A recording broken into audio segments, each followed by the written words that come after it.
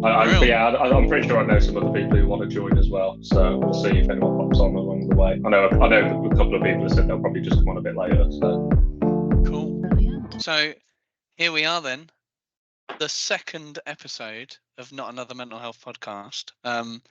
Who'd have thought that we would make it to a second episode? You know, I mean, I wasn't sure. I was querying whether it would be a one-hit wonder, but you know, I'm going for it. And I think it's absolutely awesome to be joined by Niall, who kind of said there, and you know, I was going to say at the end, but who kind of said there, you know, he's not just a special guest for today. Niall is like part and parcel of the Not Another Mental Health Podcast crew now. So he's Whether been he doing some likes it or fantastic not. things in the background, which has been absolutely amazing.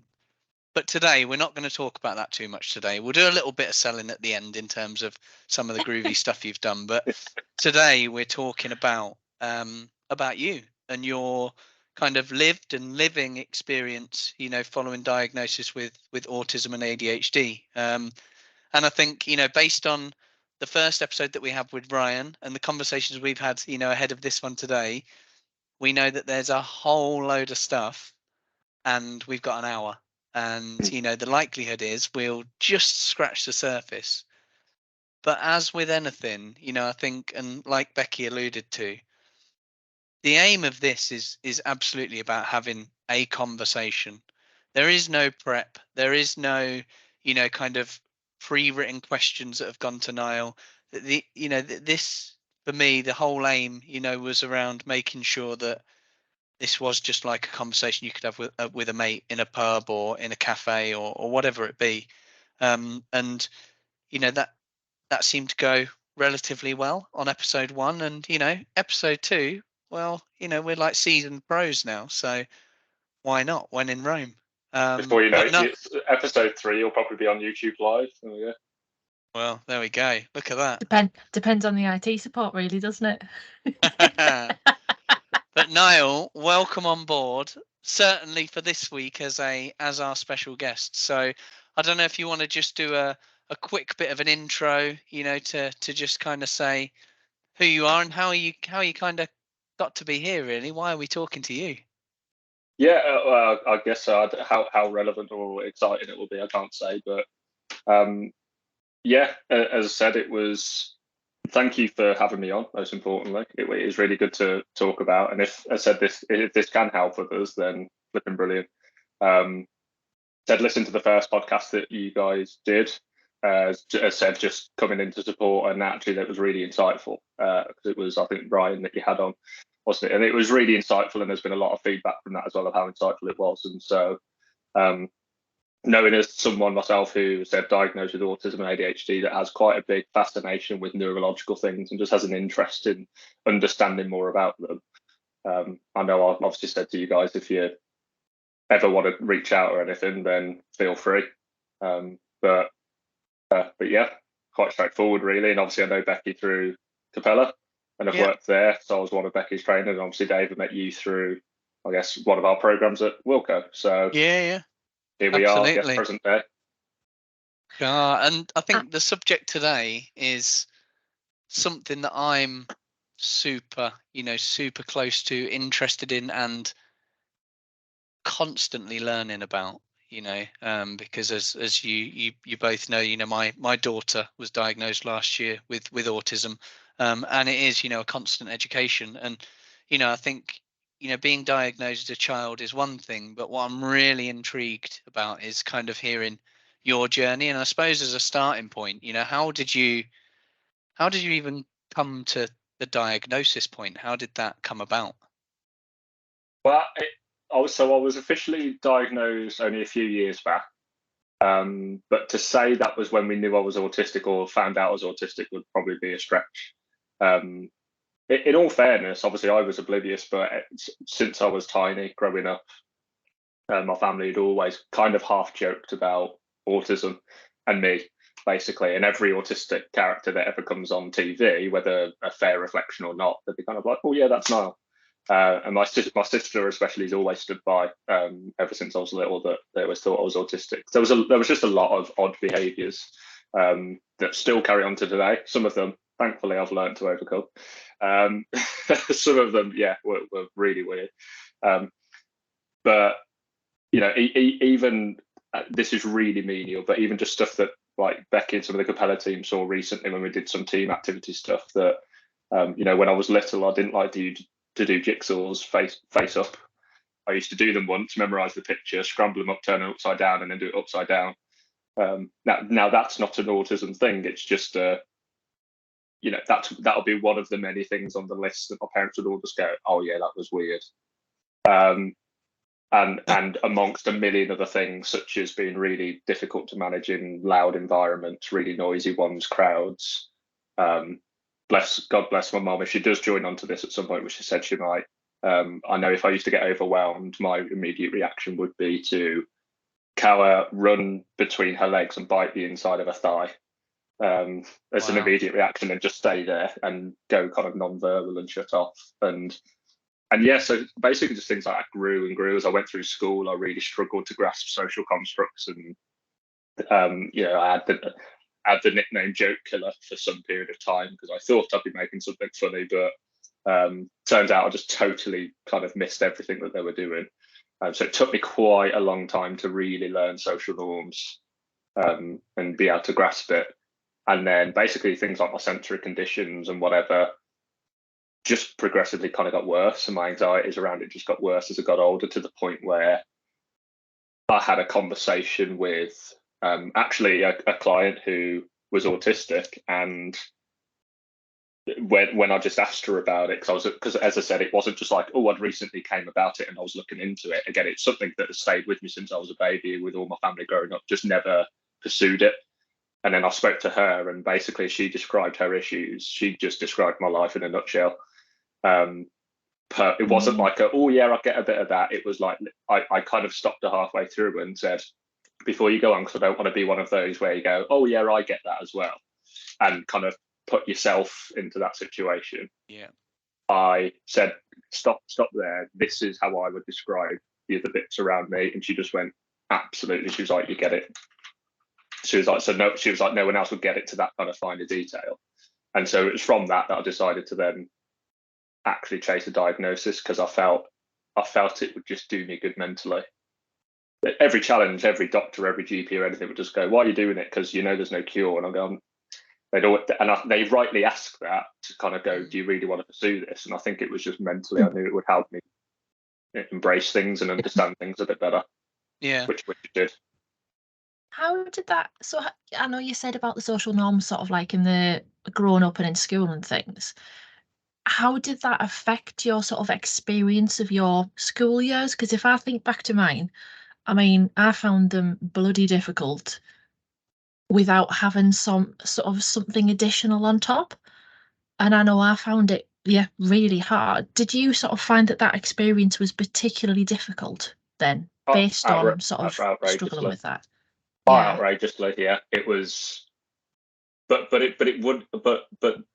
I wouldn't mistake that with it being damaging necessarily. Okay. Because at that point in time, especially when I was younger and I wasn't able to understand it, I was very much able to focus academically, which is where I excelled.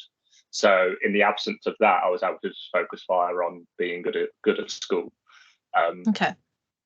But yeah, it did mean for probably quite a big period of time, I didn't really have the same social life that everyone else did in that sense. I didn't really get on with a lot of colleagues because I just didn't really understand them, and vice versa. I think, you know, there was no blame either side. It was just cross wires, I guess. But where it got difficult then was actually when I started understanding some stuff more and started mimicking different situations where I realised it was getting a positive reaction, kind of things. That's the difference. You know, I can interact really well, but people don't realise I've learned that a lot through trial and error, through doing different social things and seeing what people respond to in a way. Which to a degree is how people learn, but it was that to such an extreme extent that when I started getting some positive feedback, then academically I really suffered, because I couldn't really do one or the other, because either one just took up so much energy.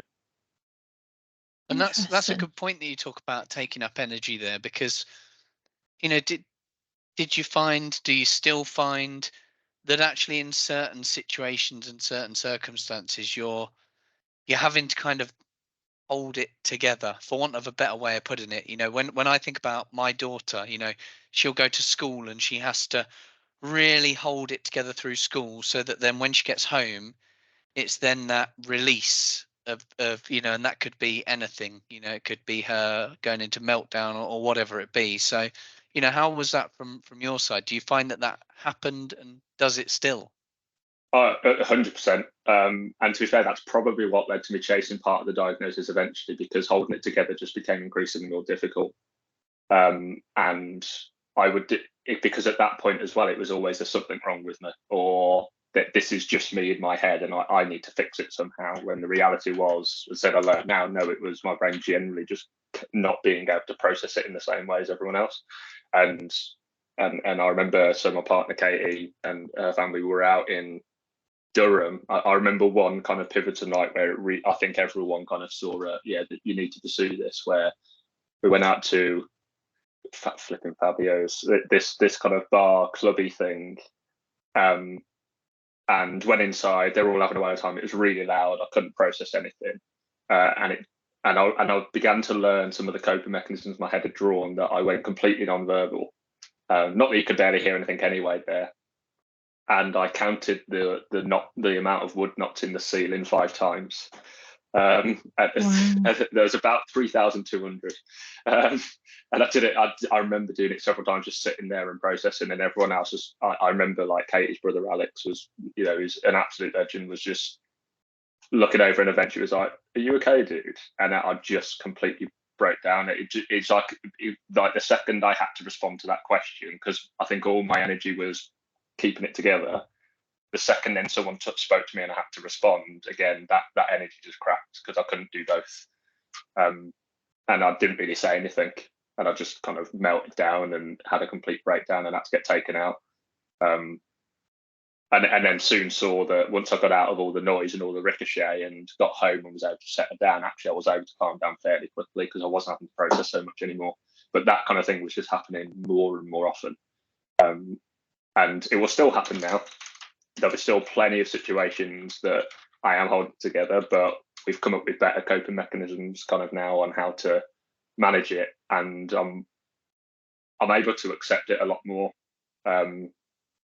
It's a level of acceptance where I can go, right now I know that that's always going to be with me. Like, I'm always going to have a sensory processing disorder. I'm always going to get overwhelmed in those situations. So rather than try and fight it, why not bring it along for the journey and see what I can do with it, if that kind of makes sense. Yeah.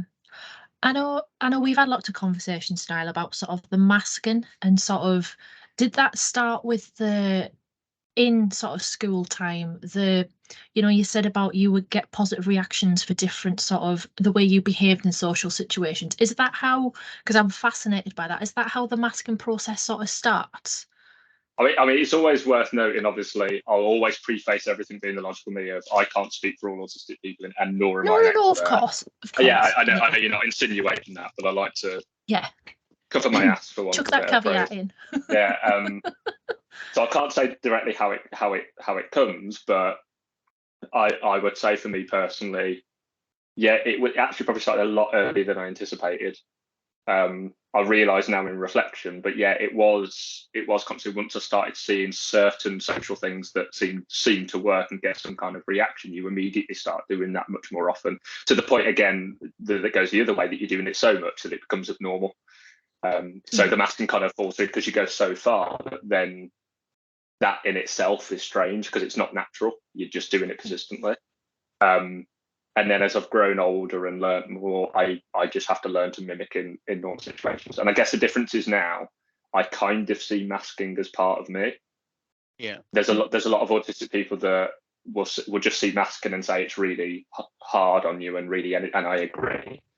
But I've come to embrace it a little bit, in that, yes, it's very energy draining, but it does allow me to function in a lot of different situations. So even when I'm on with my clients, I am absolutely putting on a mask. That's not how I would probably normally talk or act, but that's just much part of me now, and it can feel a lot more natural to me. It's easy for me to flow into it. I think that's a really important point there, because masking, I mean, we talk about, I've talked about masking in terms of, for me personally, and I think you hit the nail on the head there when you said about, with your clients, because I think we probably all, to a degree, know, if it's a bit stressful at home, or, you've had a shocking journey into work, or whatever it be, something's going on. We all kind of know when we have to put that, for want of a better phrase, that game face on for work. But I think then there's that difference then, isn't there, in terms of that masking in general of, oh my word, I'm holding a load of stuff together, but actually I'm not going to let anybody see that, because you're just going to see this instead. And I know that this is going to be really tiring. I'm going to be shattered at the end of it, but that's the only way I know how to deal with it. Yeah.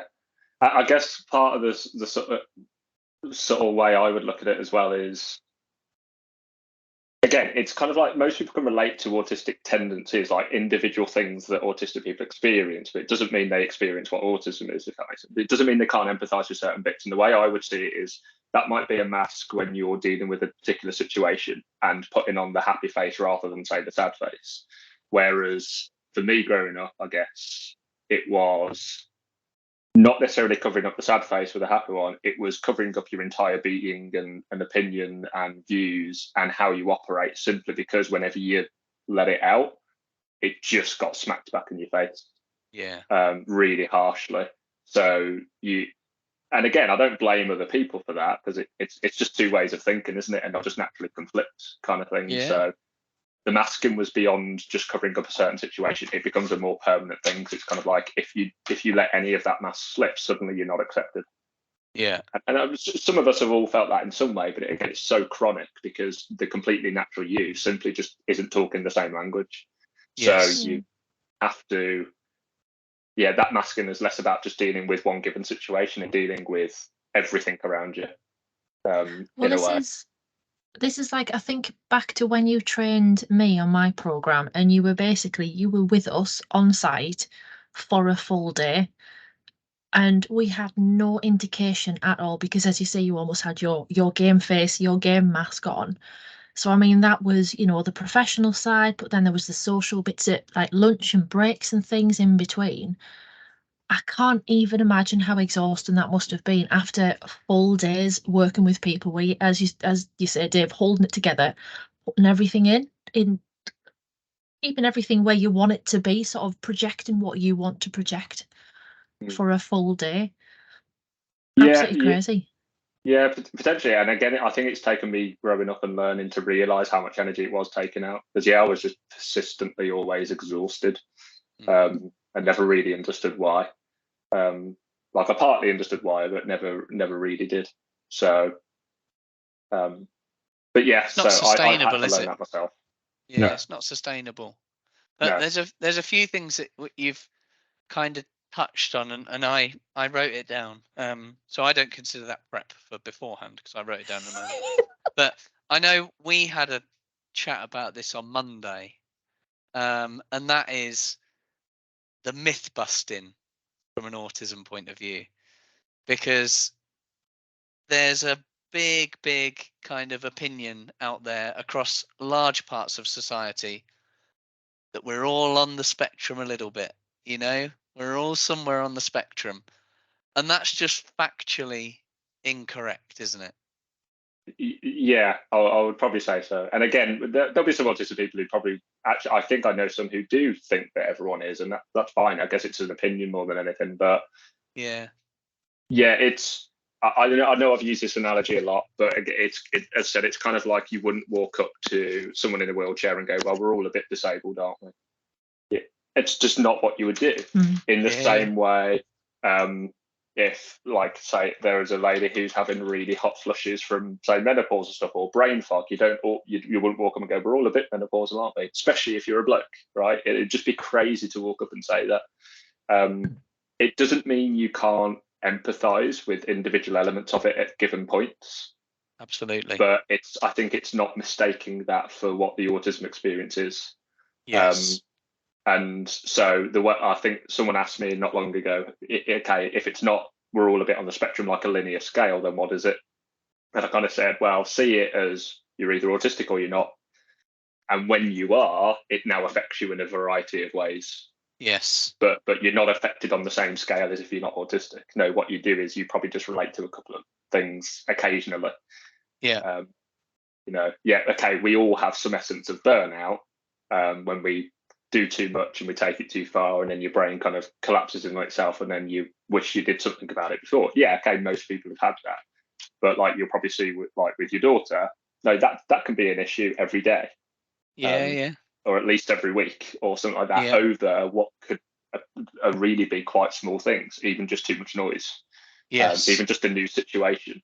So just because you can empathise with what a bit of burnout is, it's kind of don't draw that on the same scale. We know it means well. You're trying to connect, I guess, is how I've been told when I asked about it. I think someone saying, they're trying to almost connect with you, and I get that, that's fine.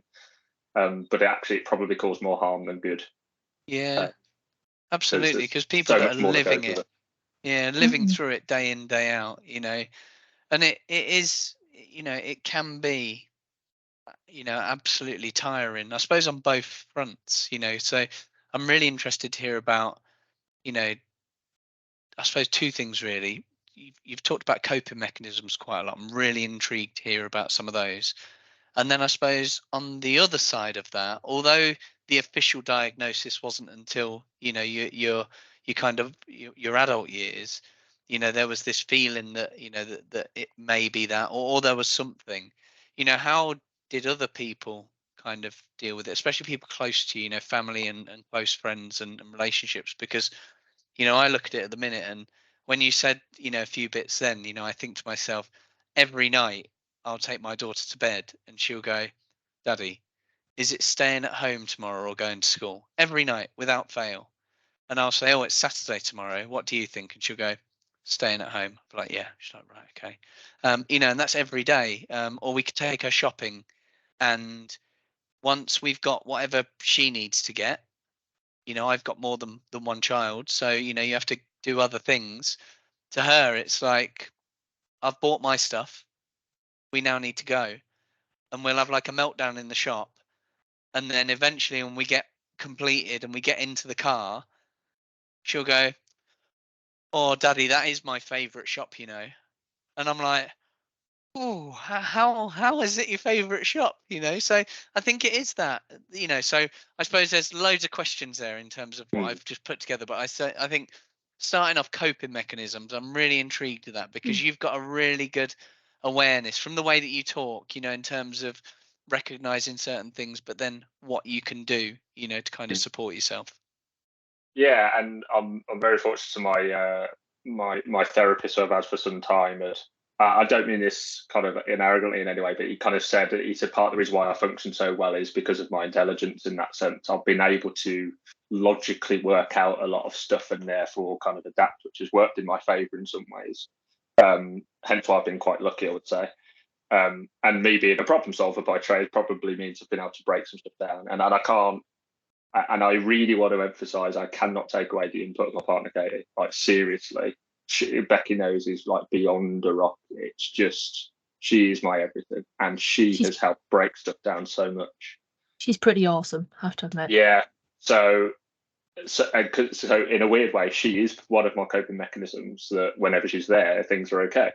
But also, she just lends herself to helping with certain situations. So there'll be loads of times now where we'll sit in a conversation, be it with family, friends, or whatever, whether they know I'm autistic or not, and something will just completely fly over my head, or I get lost, or I'm still stuck on the conversation from 20 minutes ago, and I'll keep trying to bring it up. So there might be situations like that where Kate will have to nudge me and kind of go, "They're past that now, that like it's gone. You have to move on." And then I get really flustered, and then she'll be kind of like, "It's okay, like we'll talk about it later," or something.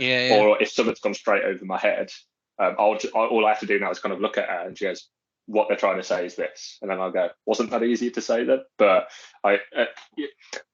but she'll put it into terms that allows me to understand it, so I can digest it in the moment, and it's not a big deal. No one really notices. It's a quick conversation that I go, "Okay, I'm kind of back on track now."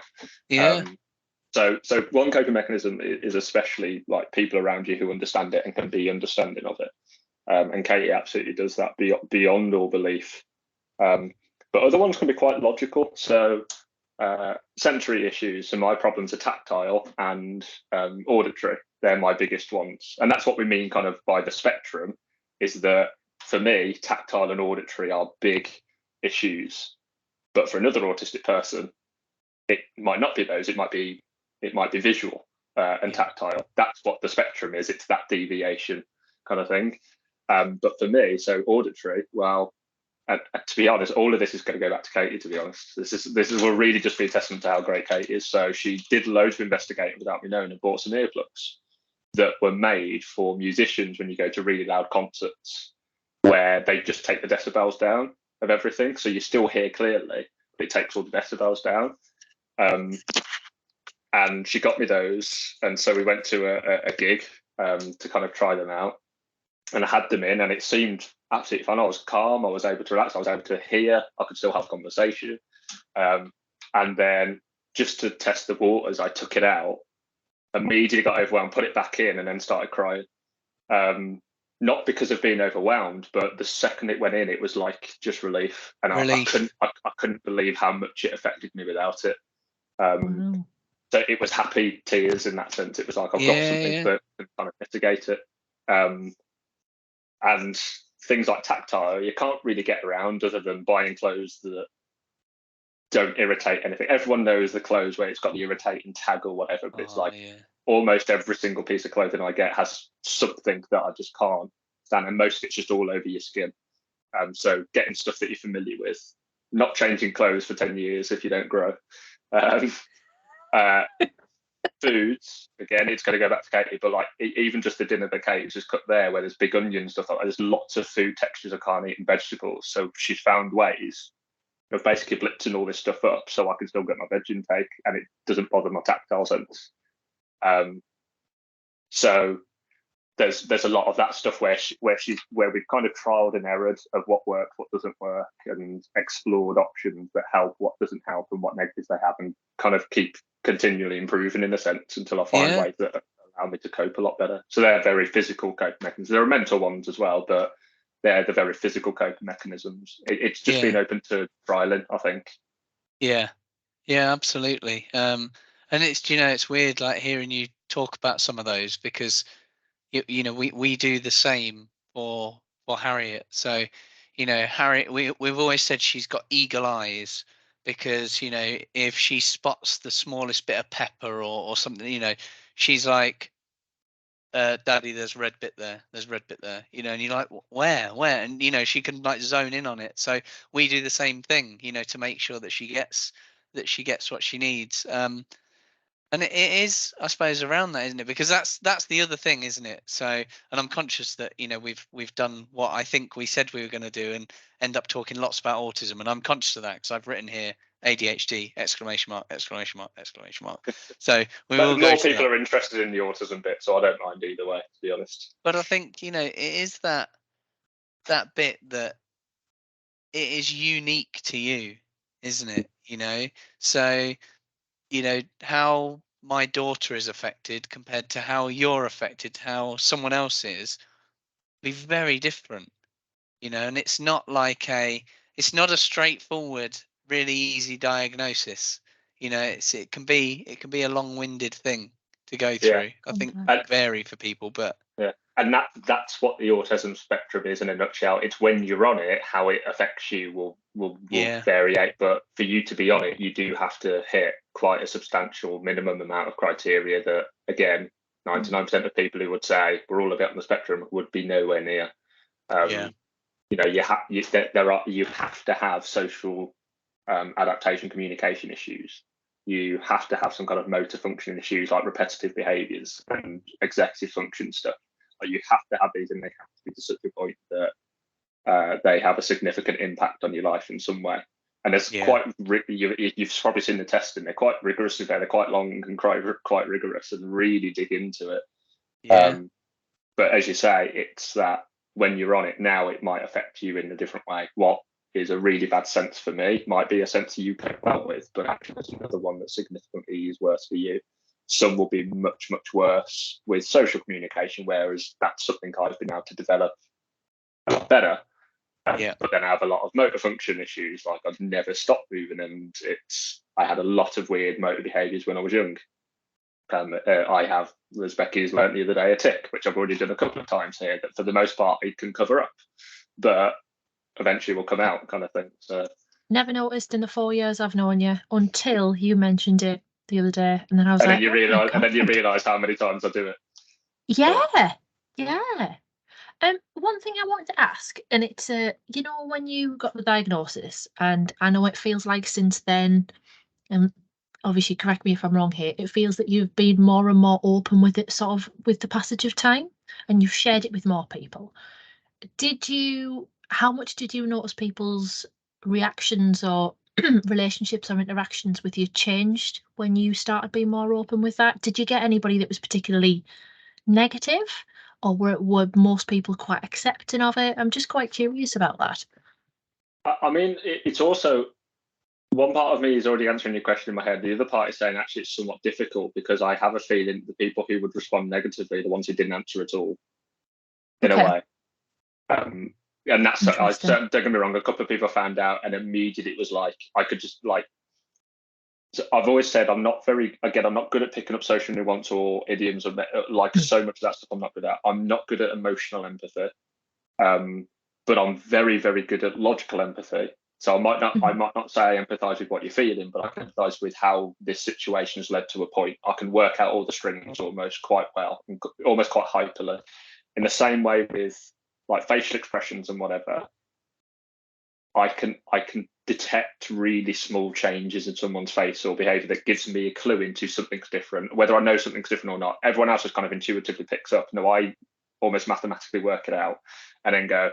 And we had a delegate the other day, Becky, when you were aware that I basically said, "Are you okay?" And they went, "I'm really not at the minute, actually. It's been really stressful, but how could you tell?" And I went, "The dimple on the right side of your face had changed.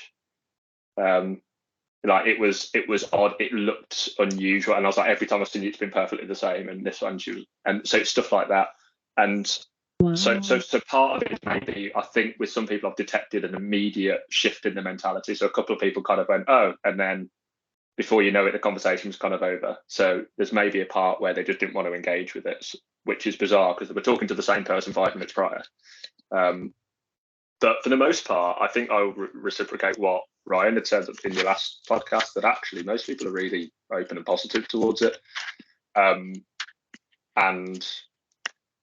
yeah, it's quite bewildering that once you are open to it, it kind of makes it not as big a deal, and it doesn't have to be a big deal. So I would say most people are responding really well to it, but there are certainly ones where, yeah, I do question whether perhaps it would have a negative effect, or the second they know that, they suddenly think you're incapable of doing certain stuff. Yeah. Or the myths start maybe flooding in, and then they just make a judgment and that's it. So is there negative ones? Probably, but my suspicion would be they're probably the ones who disappeared. Perhaps. Fair enough. Sorry, I am moving while we're talking. I think that's a really good point though, because I mean, it must be, as an adult, you know, certainly, you know, for people to have known you for, you know, a good period of time and stuff, and then for you to tell people, you know, that then, you know, that's one thing. It's weird because I think about it when we tell people that our daughter is autistic, and the varying level of responses. Most people go to the generic, "Oh," and I'm like, it's not a bad thing, you know. It's not. It's not. "Oh," you know. It's it's weird, isn't it? Because people just don't know how to react. You know, people don't know what to say, and you know, I think that ties in a little bit maybe to some of the myths. You know, because you know we there is such a wide spectrum, isn't there? You know, you've got, you know, some people that will go through life being non-verbal, you know, for example, you know, and I think there's this massive thing out there that there's this myth that there must be something like that, you know, that happens. Or the other one that we touched on when we spoke, Niall, was, so you're like Rain Man. You know, this myth that all of a sudden we should take you to Las Vegas and you would make us very rich. And it's just, I mean, there was jigsaws possibly, but nothing else. Yeah. But it is that, isn't it? There's so many things out there that people just go, oh, right, okay, blimey, that must mean this. And they almost come to their own conclusion. Yeah. Yeah, I think a lot of it has gone round, and yeah, Hollywood certainly doesn't help it. I think there's some recent stuff that comes about that does make it much better. But even things like, people are probably aware of Love on the Spectrum, that kind of Netflix show as well. And whilst that's good because it's real, it's also, when people kind of, and people see that, but I go, but also remember they do pick autistic people that are of a certain kind of stage that make the TV program, because if they were appeared to be mostly functioning normally and are able to mask and cover up a lot, that they're not going to make good TV. So, so that's not decrying anything they do on that show. I think it is great that it's actually there. And frankly, I thought I loved some of the personalities on there. And I guess in some ways I can relate a lot more to them. But it's that's not everyone. That still plays a bit into, oh, so that's what autism looks like, as opposed to actually there can be quite a few who manage to get away with it in a way, but the kind of struggle is real. So I've got something to sort of ask or sort of mention, and I know it's something we've spoken about before, and I know I've heard previously somebody mention about, you could see, and bear with me here, autism as a superpower, and I remember you reacting quite strongly to that. At the same time, and whether this is the ADHD or the autism, when I think about sort of your hyper focus, I can see how that would be negative in a lot of respects. But I've had first-hand experience of how that actually helps you develop such a depth of knowledge about subjects that you're interested in, that it's absolutely unreal. It's like, I find that completely mind-blowing. So, like Lean Six Sigma, your depth of knowledge, that and stats and cats, as we always say, unreal, absolutely unreal. I don't know, do you see it as potentially an advantage in that respect? I'm trying to, it's a touchy subject, so it's a... 100% it's an advantage. There's no question about that. The difference is when we start seeing it as a superpower, it's like, if you go to a lot of autistic people who don't feel like they have an advantage, you go to them and tell them, oh, what you've got is a superpower. And they'll go, no, I would do everything I can to get rid of it. And in many ways, I said, I'm fortunate enough that I've come to embrace a lot of things, learn a lot of things, deal with a lot of things. But anyone who would, come to me and go, oh, I know you're not saying this, Becky, but go, oh, it's fine because you get that really big superpower, whatever it is. And I go, I would in a heartbeat get rid of the many years of difficulty that it's caused. Of course. It's kind of swings around. It definitely equals out in many ways. Rain Man is savant syndrome, and you can only be savant when you are that severely socially crippled, basically, that you can't function. So what pulls you up in one way, remember there's kind of a weight at the other end that is pulling a lot. And that's the thing, when people have that view, isn't it, that they almost go to those examples. I'm pretty sure that any non-verbal autistic person, or the parents of that that child as they're growing up, would not see that as a superpower. And I think that there is that, it's the recognition of what are the things that come along with it, that for me as an individual help. And if you want to like you said, provide an advantage, but actually what are the things that are real impacting that through childhood, through day-to-day life now, and that's the bit, isn't it? And I think when we talk to Ryan, and when we talk offline and stuff, we always talk about there's lots of great stuff out there in terms of generic information and that, but I think the bit for me is that education for people, that it is so different to everybody, to so many different people. No one person is the same. I think we lost Dave there. Oh yeah, there's your first. I was going to say he's from. Oh, yeah, you're back. You're back now. Is he back? Yeah. Hey. Even the difference between boys and girls, because they say that actually girls manage to hide it for a lot longer and mask it, and it's really difficult to diagnose them at a younger age. So, you know, it is all of that thing. It's not just about, oh, here's a label, if you like, and these are all the things that you will experience, because it's just not the case. Yeah. The way I see it is kind of like there are buckets of things you will experience, and you have to experience all of them to be autistic, but the range of stuff that falls within that bucket can be quite varied. Yeah. And as you say, in one bucket will affect one person more than another. Yeah.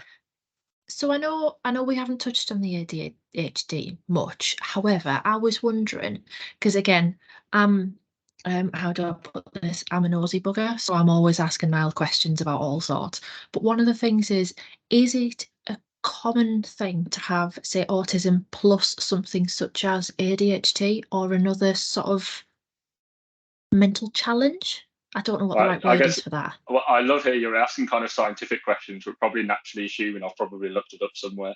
You will have. I know you will have. So again, doesn't replace words of an expert, but so my understanding is yes, like autism comes comorbid with a lot of things. ADHD a very common one. I think the last figure I think one of my psychiatrists told me was around probably about 30% of autistic people also have ADHD. So yeah, quite a significant number. Adversely to Rain-Man savant syndrome, you're talking like 1%, if not less. But even things like they're finding a lot of common links between autistic people and like bowel issues. And I've always had bowel issues and like IBS ever since I've grown up. That was on my list as well. Yeah, so things like that, which I happily open up to, like they found there's quite a lot of common links. So I remember sending the research paper to my mum being like, yeah, you know, all the bad tummies I used to have when I was little. Well, look at this, and it go very common link between autism and bowel issues and whatever, and that still stays with you. So, there are a lot, and I guess there's probably some debate as to whether they are two separate things or whether it's one kind of naturally creates the symptoms of the other. I don't know. Okay. The things like anxiety disorders and whatever, autism is obviously also very common, but then you go, but probably take away the autism, suddenly probably the anxiety goes as well. So how did the two sort of link in together then? How does the ADHD affect you versus the autism? I know you'll have researched this quite a lot as well. Sorry, Dave, you're going to ask something. I was just going to say, and also, what is ADHD? So I know what the letters stand for, but I think this is another thing, you know, that there's a lot of myths out there in terms of what ADHD is. You know, there'll be some people that go, ADHD, oh my word, it's like people that are really hyperactive and all that sort of stuff. You know, there's so many myths out there that actually, what is it? How does it impact you? And then, yeah, absolutely, like Becky said, how did you get to the, you know, was there a link between the two? Yeah, so a good analogy I've heard was, and I think there's a book on one of the, there might be two books actually. It's All Cats Have Asperger's and All Dogs Have ADHD. And I'll be honest, I kind of agree with that. I really do. And part of the cat thing is absolutely they are autistic. That's how a lot of autistic people connect with them so well. But I think that's a good representation. But yeah, I personally describe it as autism and ADHD a bit of a match made in hell, because they're kind of contradictory, but in itself it makes them both compound. So I recently had a really bad sleep issue that arose from a really severe anxiety, which Becky knows about, and how it was described to me by my psychiatrist, who's an ADHD and autism specialist. He was the one who picked up the ADHD bit, though he'd never suspected that. He just kind of went, I think there's something else at play here, which is how it came about. But how he described this particular sleep thing that had happened was I developed a really intense fear over not falling asleep, a really intense one. Some of us have all had it at some point, but mine got really intense. I didn't sleep for 2 weeks. Wow. Because my brain just wouldn't let me. But how he described it was all that it took to trigger it was the autism part of my brain. I guess kind of said the ADHD part of my brain didn't want to switch off at that point, and so kept it a bit live wire. The autism brain then got hyper focused on my routine, and because my routine was going out of whack and I was then getting disrupted and getting overwhelmed, then that in itself kind of made the ADHD hyper kind of associate it to that, and then the autism hyper focuses on the not sleeping, and it created that little vicious loop. So it was kind of like, how I see it is the autism is the kind of social problems, some of the motor problems, the hyper focusing, some of the mental stuff, but the ADHD is the how I've learned about it, or how it's been described to me and how I operate, is the real difficulty in processing too much information. Some of the kind of motor functions, but also kind of quite struggling, having a lot of difficulty to maintain focus on certain things. Yeah. And people always describe it as a lack of attentiveness. And actually, I've come to find that's a little bit kind of misleading, because this isn't just because they think you don't care, and it's not that you don't care. How my specialist has described to me, it's like, no, your brain generally was never registering it to begin with. It's not that you never cared. It is one of those, your brain will take it and go, there's no room, go, and that's it. I will make a cup of tea. Katie has chucked a million of these down the drain. I'll let you put the tea bag in, boil the kettle, pour the water in, and as I put the kettle back down, I forget the tea exists and walk off. And it's that inability to kind of, it's not focus, because I can really hyper, and that's the contradiction. It's like the autism really wants to hyper focus on something. Yeah. But then the ADHD can get really easily distracted by the little chirp, the little noise. But then the autism also, I am hypersensitive to those things, so I notice them significantly more. So it kind of, by being that contradictory, they kind of feel like they compound in a way. Okay. I probably babbled a bit there, but no. It's that's how it feels. Yeah. That's astonishing as well, because, you know, it makes me think, never to ask you for a cup of tea, because the chances are I probably won't get it. But just to be there in the moment and doing it, and then, like you say, can then just get to, like, just the distraction that then takes you. And I think, you know, and this is probably another thing where people would go, oh yeah, I get that from time to time, you know, and it's just not that, you know. Yes, we all may have instances where, you know, we're in the middle of something and then you do something else and you forget about what you were doing before. That's, so, you know, that's by the by. This is absolutely something different, and something that, you know, is there. It's hardwired, you know, it's part of you. Yeah. Yeah, it's completely hardwired in. And this, and again, this isn't psychological. Like they can put autistic people and ADHD people in a I don't, it's not an MRI, but they can put them into scans to monitor their brain and see the physical differences in the channels. Like it's not it is a neurological thing. They can actually see the differences. You know, it's because there's more trials happening to do with autism diagnosis through neurology, not psychiatry as well. It's just psychiatry is the best method we kind of currently have. Yeah, they can see those differences. It is, I think Katie always got me to see it as it is basically just like the wiring is just different. It's mostly all the same wiring, but they've kind of crossed in different places. Yeah. And so, yeah, you kind of, and the ADHD is kind of just, I guess, a bit of a gremlin that just likes to jump about and pull the wires out a bit more. Yeah, kind of just be a bit of a nuisance every now and again. What happens if I cut this wire and attach it to that one instead? Yeah, it's probably a good way of looking at it in a way. And so it can be kind of like, I can get really easily distracted from the ADHD, but then my autism really has to hyper focus, and then I have sat there for days not eating or drinking, not out of forgetfulness, but simply because I'm that hyper focused. And if something distracts me, must be so tough, because, like you say, from an autism point of view, and again, not generalizing it, but, you know, talking from my experience with my daughter, you know, she needs that structure, you know, and that almost routine to a degree. But like you say, you know, if ADHD is then distracting you elsewhere, but the autism, there's almost that fundamental requirement for structure and routine. That's exactly just going like that, isn't it? Yeah, and in a way they merge together really quite nicely for that reason. But even though they seem like contradictions, it is that the autism needs this, but the ADHD kind of struggles to allow you to execute in some ways. But I also have to appreciate there's a fine line between me saying that and me also accepting what is my own bad habits as well. That I have to learn.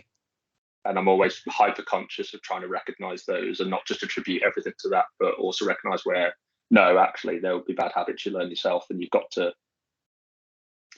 grow up and deal with it. As my psychiatrist once told me, he did tell me I've got to grow up and deal with something. Yeah. So, Interesting. That's good though to hear, Interesting. just to hear the way that, I suppose, as we've been talking through, you know, one of the reasons we started doing this was that as individuals, we only know what we know, so when we talk, mental health, I only know my experiences, Becky the same, Niall, from the stuff that you've gone through, you only know from your experience. And, the education piece is absolutely huge. And, I think for me, certainly ADHD was something that if someone asked me what it was, I'm not sure I'd know how to answer it. But Mm. actually now, when we've gone through that, I absolutely get it. I really get it. And there's so many things that as we've talked through, I've sat and thought, oh, hang on a minute. Some of this sounds familiar with Harriet, and all of a sudden, things that you wouldn't necessarily have associated, they start to go, hang on a minute. And I think that for me Mm, is, that's the aim, right? It's about, exactly.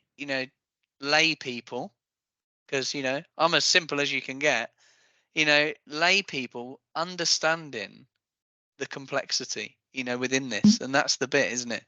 Of educating people, us as individuals, the people that may or may not listen back to this, and I think we're all in agreement that, if we can only help one other person, then mission accomplished, exactly. And and the thing without a is, doubt, you I've been can read, educated tonight. yeah, and that's the thing, you can read stuff in, books, magazines, etc., but having a real life experience and sort of somebody you can ask those questions and things of, give it a totally different spin, give it a totally different I've forgotten the word. Apparently my brain's given up. Totally different yeah, angle, that'll do. Yeah. perspective, I guess, is the. That's thank you, Niall. Yes. There we go. Totally different perspective, definitely. um Brilliant. I think the other thing that would be really good to know is, obviously we only know what we know. We can only talk about what we can talk about within, the time that we've got. However, there will definitely be a part deux coming at some point, because there's so much more that we need to go into. But, you know, clearly, you've done a lot of research and stuff, and I know you've been involved in some research as well. Mm. But, you know, to people that would want to understand more, are there any good, whether it be websites, whether it be, books, whatever it be, are there any good kind of, resources out there that people can just go to? I think, for me, I'm sometimes overwhelmed by the amount of different things that people tell us to look at, from an autism point of view. But from your experience, have there been, a few things that you go, wow, that's my go-to, or that's where I tell people to go? Oh yeah, 100%. And I won't get in trouble for saying this, because it is also an opinion. I would also throw one in that I wouldn't go to, and that is Autism Speaks is quite well disliked in the autism community. Not to the families of autistic people, but Autism Speaks is quite disliked by a lot of autistic people, because it's like they see it as it's for the family who are suffering, not the person who's suffering. The family is more important, so they want to cure autism, and there's a lot of autism people who say, no, I don't want to be cured, like I want to be accepted. So Yeah. Autism Speaks, I don't want to seem like I get in trouble, but that is probably one I would say don't look at, because I think there is a lot of misleading information. National Autistic Society have some really good videos. So I haven't looked at their articles too much, but they've got some really good videos that do a lot of video editing from a kid's point of view to try and show you what they feel and hear and see. And I remember watching it for the first time and again just crying and sending it to my mum, like, this is how it feels. So they've got some really good videos. And there's also, I can't remember what the website is, but this is also the same thing that, like, Claire and Becky and Suzanne would have seen the other day. There's an autistic artist who did a little website called, his name's Archie, and I think it's Archie the Autistic Child or something. And she's made a little cartoon of Archie explaining the autism spectrum, even though it looks in a childish way, in actually a way that's really, really helpful. And I think Becky and even Claire on the call can probably testify to that it describes the autism spectrum and what it means and the complexities of it beautifully, to the point where, it explains why it's not linear. why it's not we're all on the spectrum, and also actually why, you know, you fall into this trap of, you tell people you're autistic and they will just kind of go, oh no, we all get that, you just need to learn to deal with it, and then they push it on you and you go into full meltdown, and then they think you're not capable at all, though. So then they take everything off you, which then just compounds the issue. There's no middle ground in a way. So those are definitely the ones I would probably recommend. And that's really good, actually, because I've got 3 other children. I know I don't look old enough, you know, but you know, they my eldest son, so my daughter's almost 6, so she was diagnosed last year. My eldest son is 9, and you know, we've kind of explained to him, and he gets it, you know, he gets it. But our next son down is 7, and because they're so close in age, he sees it almost as like, oh, you know, Harriet's wanting attention, or you know, Harriet's doing it, and he can't get it. And I must admit, you know, I'll be really honest, I've struggled to find a way to explain to him, you know, as to why certain things are the way they are, or why Harriet does certain things, you know, or how, you know, why is it that I'm saying that we need to, you know, be understanding at certain points. And you know, actually some of those things are really crucial, because like you say, not only do they support with, you know, you understanding and educating yourself and educating family and friends, but actually if you then look at, you know, from a child point of view, how do you teach those siblings that are kind of experiencing the raw behind closed doors reality of it, you know, because of that masking in social circles? Yeah, and I guess that I know we're running out of time, but I guess there's always one thing that's played on my mind in a lot of forums that I work with. I've always stated this, and it's similar to, for God forbid, I can't remember her name, but there's a famous autistic lady who's kind of said this before me. But if there was any advice I'd kind of give to, like, I've had parents ask me this, and this is always the same advice I give, which is, if you have an autistic child, first of all, it's really important. It's difficult, but actually be able to recognize between what is autism and what's bad behavior. Because you know, a kid screaming in the middle of a supermarket because they're just struggling in the crowd is not bad behavior. That is a kid whose brain cannot process it. Yeah. But them being actively selfish about something and masking it as a kind of meltdown or something, no, that's also bad behavior, and that shouldn't be encouraged. Yeah. So it's one, learning the difference, but really honing into, stop seeing it as bad behavior, see it when it is actually, no, their brain is just struggling. But that doesn't mean walk on eggshells about everything, because if you do that, you'll just exacerbate other bad habits. It's really hard, but beyond that, like, accept that they're the same person as they were before the diagnosis, and they'll always be that same person. But if you see them have an interest, absolutely let them flourish it. Whether you think it's useful, whether you think it's got a point, whether you think it's something you would do or not, whether you think it's going to help them in life, let them flourish it. Because what you will find, and that's kind of what my parents did inadvertently, they just let me really focus on those things that interest me and supported it. And if I didn't enjoy something, they wouldn't push me into it. And what that means is, as an autistic person, if they can hyper-focus, they quite often will become experts in that thing. And what can be, you know, I know someone who's their autistic child is just interested in, like, streaming games, and I'm like, that's at a really young age. I'm like, I know it seems pointless to you because it's another game or whatever. I'm like, if that's actually genuinely what let them do it, because in 10 years' time they might be a master programmer. Right. So I would honestly say, just like, if you see them have an interest, whether you think it's useful or not, whether you think they're wasting their time or not, like, be reasonable, but let them flourish it, because you absolutely do not know how powerful they might get at that thing later on and where it develops. And that's, I think, where I've gotten to my point. Don't be that, oh, you're just sitting inside all the time, go out and have fun or whatever. Like, no, if it's something that they're interested in, let them flourish it and encourage them to do that, because they can go so far with it. So far. Whoa, Niall, if I had a microphone, that would be a drop the mic moment, because that's I think that's cracking advice. You know, that's really cracking, and that's something that I will certainly take away, you know, from this, you know, in terms of that, you know, what do I do in different situations and circumstances, and you know, that difference between what is autism, what is bad behavior.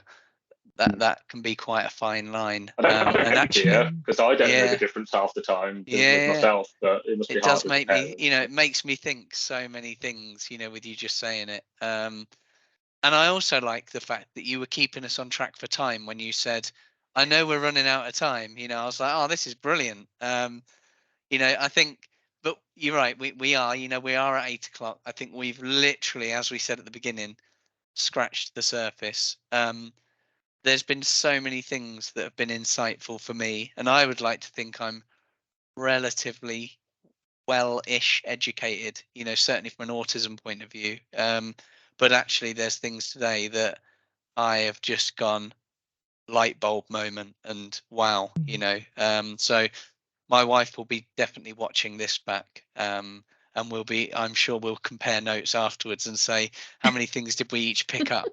But I think it's really important to say, a massive thanks for coming on, and a massive thanks for just being so open and honest, because you said right the way through, in the build up to this, when we've spoken before, I'm an open book, I'm an open book, absolutely, and loads of people say that, but then to come on and do it, and in my opinion, whether you see it this way or not, to allow yourself to show your vulnerabilities is massive, because textbooks can teach you one thing, lived experience tells you actually what is it like, and for me, I take my hat off to you for that. And we also know that we're going to see a lot more of you as well.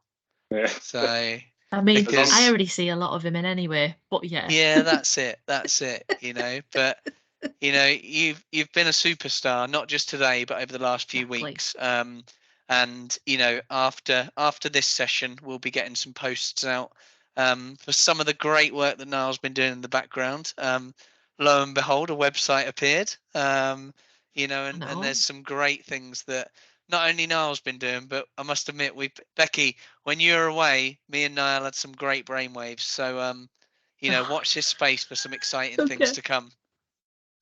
Yeah, So, I haven't, autistically hyper focused and become obsessive about anything, of course. Only resorted to I've not noticed that, no. Yeah. But yeah, no, honestly, it's been helpful. Honestly, that's all I can it say. has indeed.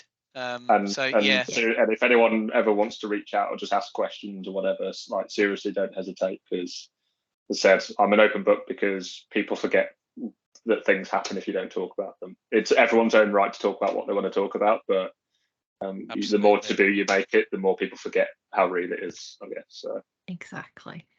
Spot on. Fantastic. So, episode 2 done. Roll on to episode 3. Are we going to make it 3? Yeah.